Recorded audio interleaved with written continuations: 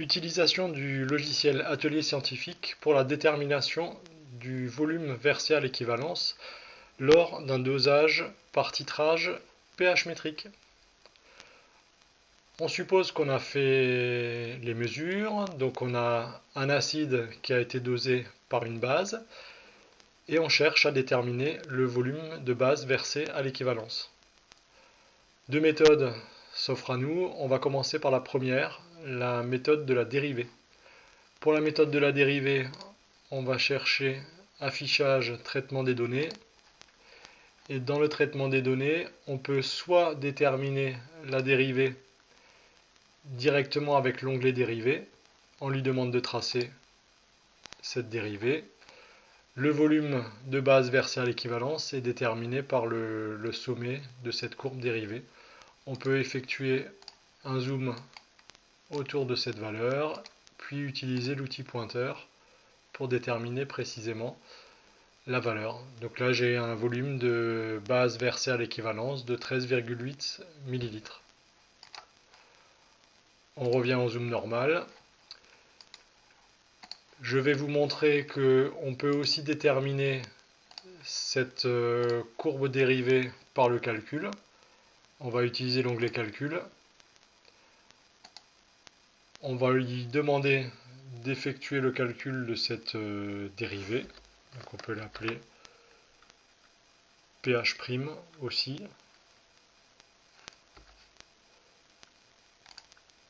Et on va utiliser la formule, donc c'est la dérivée du pH par rapport au volume de la base versée.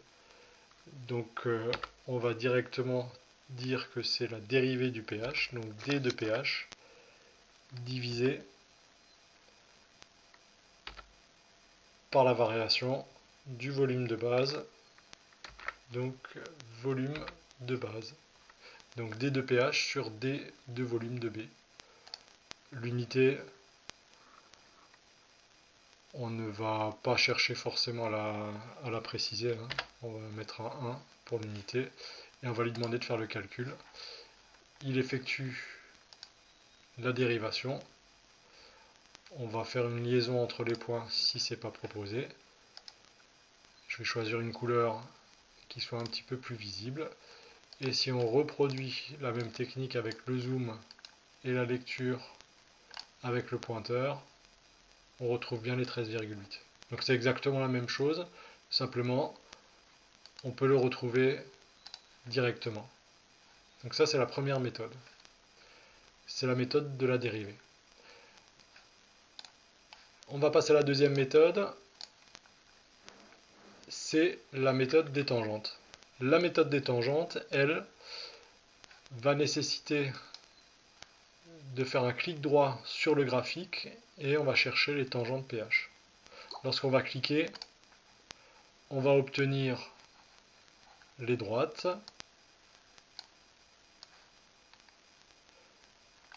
On a trois droites qui sont à utiliser. On va d'abord placer celle avec les deux points, ensuite celle avec le point, et la dernière elle va se placer automatiquement.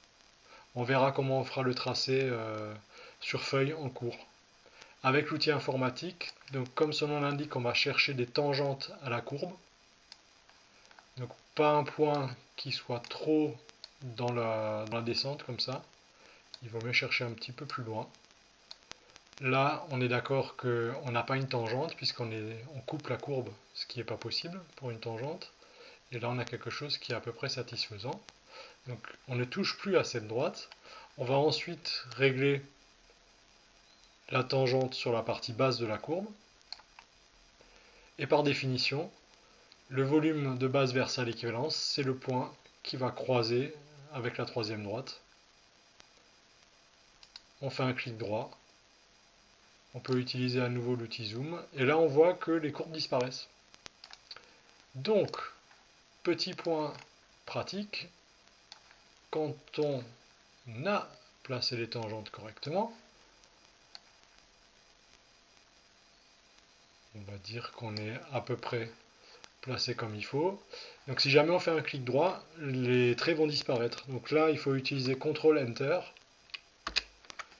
Et en cliquant, les courbes restent figées. Et maintenant, on peut placer On peut passer au pointeur. On va peut-être zoomer d'abord sur la zone. Et maintenant, avec l'utilisation du pointeur, donc on va chercher le point qui croise. Donc là, on a 13,77. Donc on avait 13,8 avec la première méthode.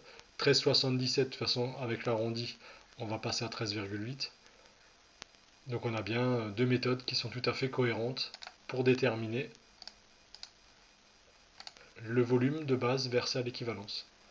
Donc entraînez-vous avec l'atelier scientifique pour que vous soyez prêt le jour de l'ECE. Bon travail!